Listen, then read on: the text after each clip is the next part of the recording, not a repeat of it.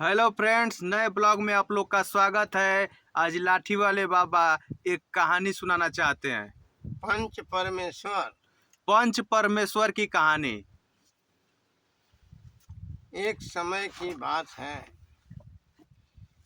एक बुढ़ा पुरुष अपनी पतोहू को लाने के लिए उसके मायके गया। जब पतोहू को लेकर दूसरे दिन बुढ़ा चला तो रास्ते में 5 आदमी इकट्ठा होकर आपस में बात कर रहे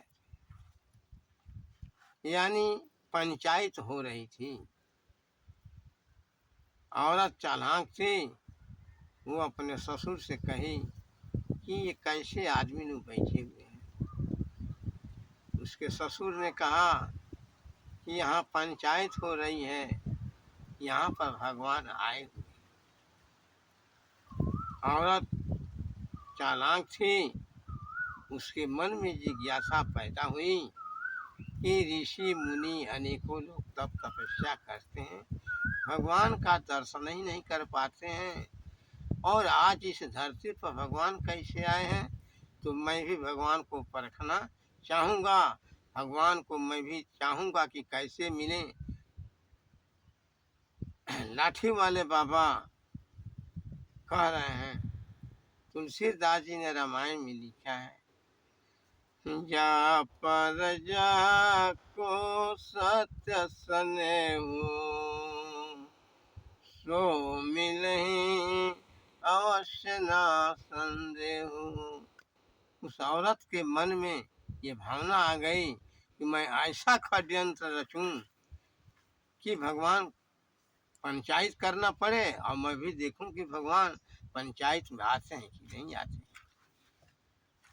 औरत जो है, पुराने ज़माने में औरतें जो पहनती थी, आजकल जो लोग औरतें जिसको कुर्ती कहते हैं, उस समय झूला कहा जाता था।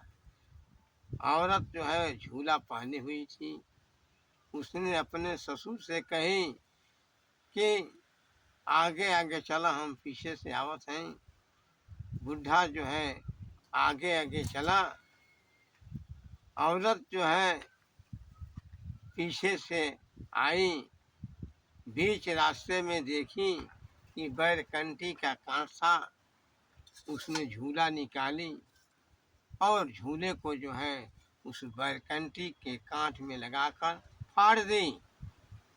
फिर पहन ली और आगे जाने पर जब घर पहुंची तो लगी रोने और चिल्लाने लगी। गांव की भीड़ लग गई।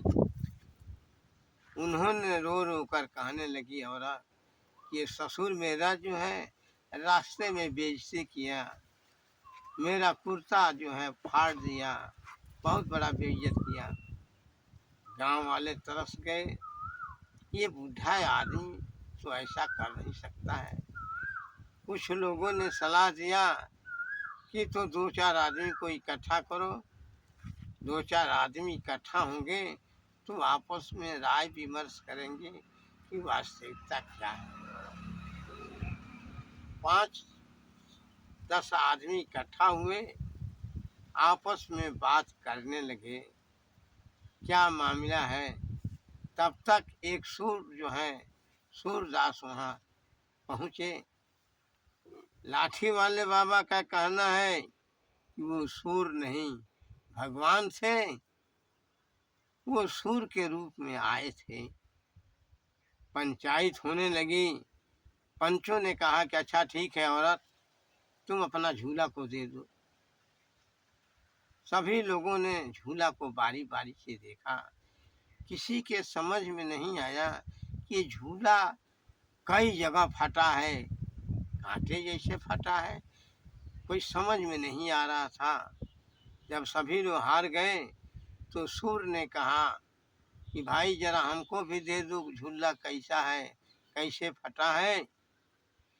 झूला को सूर जो है अपने हाथों से देखने लगा। आँख से दिखाई नहीं देती थी, हाथ से जो है टटोलने लगा। उसके समझ में आ गया सरस्वती का वास था, वो ईश्वर ही थे।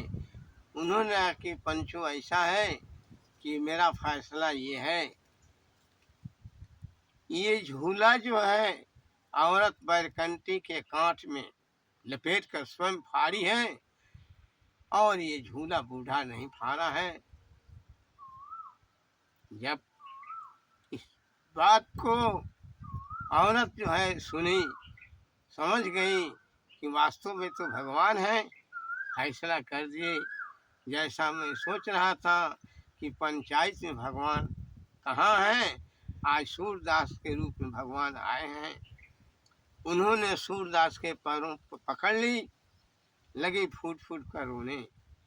उसने शुरू से आखिर तक अपनी कहानी बताई। उसने कहा कि मैं यही चाहती थी कि आखिर में भगवान कहाँ है, कैसे पंचायत में भगवान आ जाते हैं।